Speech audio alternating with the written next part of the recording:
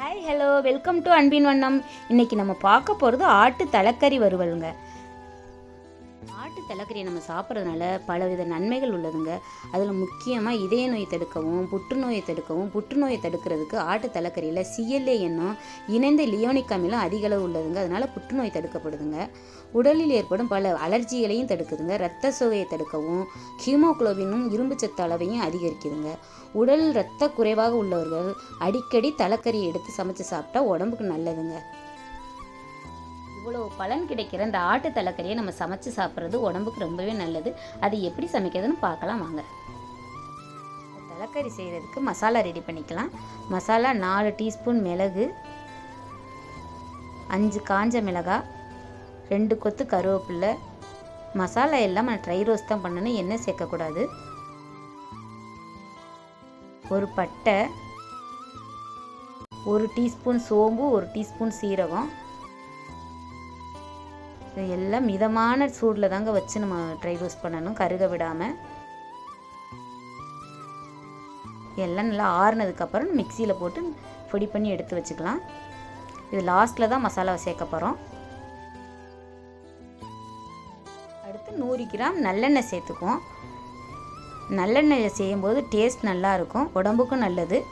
எண்ணெய் சூடேறினது 1 ஸ்பூன் சோம்பு பொரிஞ்சிருச்சு. இப்போ 1 ஸ்பூன் இஞ்சி பூண்டு பேஸ்ட்,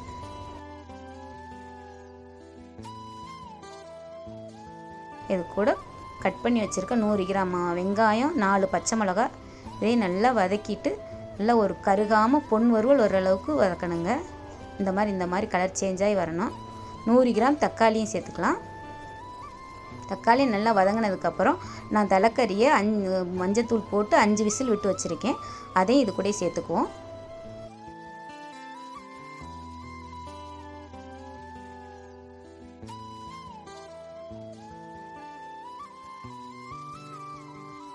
இப்போ நல்லா ஒரு 10 நிமிஷம் கொதி பிடிச்சதுக்கப்புறம் நம்ம ரெடி பண்ணி வச்சுருக்க மசாலாவை இது கூட சேர்த்துக்குவோம்.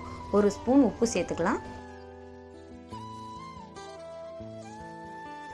உப்பு அதிகம் தேவைப்படாது, 1 ஸ்பூன் தான் போட்டிருக்கேன். நீங்கள் உங்கள் டேஸ்ட்டுக்கு தகுந்த மாதிரி பத்தாத மாதிரி தெரிஞ்சால் இன்னும் கொஞ்சம் சேர்த்துக்கோங்க. 1 ஸ்பூனே போதுமான அளவு. இப்போ மசாலாலாம் போட்டு நல்லா கிளறி விட்டுக்கலாம். தண்ணியெல்லாம் நல்லா ட்ரை ஆகி வரணுங்க. பாருங்கள், இந்தளவு ட்ரை ஆகி வந்ததுக்கப்புறம் இறக்க போகிற ஸ்டேஜில் நம்ம ஒரு கைப்பிடி அளவுக்கு கருவேப்பிலை போட்டு இறக்கலாம். பச்சை கருவேப்பிலை போட்டால் அது ஒரு மணமாக நல்லா இருக்குங்க. அவ்வளோதாங்க, தலைக்கறி ரெடி ஆயிடுச்சு. இதே மாதிரி நீங்களும் செஞ்சு சாப்பிட்டு பார்த்துட்டு எங்களுக்கு எப்படி இருக்குன்னு கமெண்டில் சொல்லுங்கள்.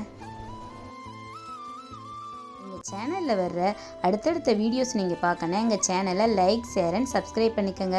நெக்ஸ்ட்டு அடுத்த நியூ ரெசிப்பியில் நியூ வீடியோவில் பார்க்கலாங்க. பாய் பாய்.